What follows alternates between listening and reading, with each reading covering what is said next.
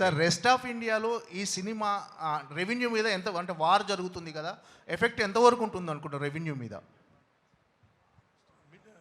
Out side India అండి, outside India sir. Middle ఈస్ట్లో కొద్దిగా ఇంపాక్ట్ ఉండొచ్చు అంతే, మిగతా చోట్ల ఏం లేదు. అంటే మీరు నార్త్ అమెరికా ఏం లేదు, యూకే, ఆస్ట్రేలియా, యూరోప్ అక్కడేం లేదు.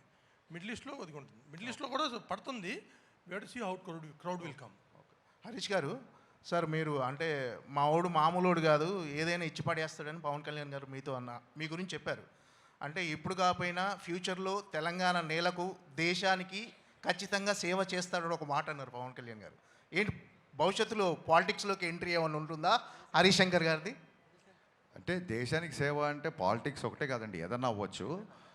ఒక టాపిక్ వచ్చినప్పుడు నేను ఇట్లా ట్విట్టర్లో హరీష్ సామాజిక విషయాల మీద స్పందిస్తాడు అని చెప్పి ఆయనకు ఎవరో పక్కన వాళ్ళు చెప్తున్నప్పుడు ఒక బలమైన వాయిస్ ఉన్నప్పుడు ఆ వాయిస్ సమయం సందర్భం వచ్చినప్పుడు వినిపించాలి అన్నారు. It could be anything. So కొన్ని అంశాల మీద మనకంటూ ఒక పర్సెప్షన్ ఉంటుంది కదా, ఆ పర్సెప్షన్ ఖచ్చితంగా చెప్పే రోజు వచ్చినప్పుడు, నా గొంతు వినిపించాల్సిన సమయం సందర్భం వచ్చినప్పుడు అది ఏ రకంగా అయినా వినిపిస్తుంది.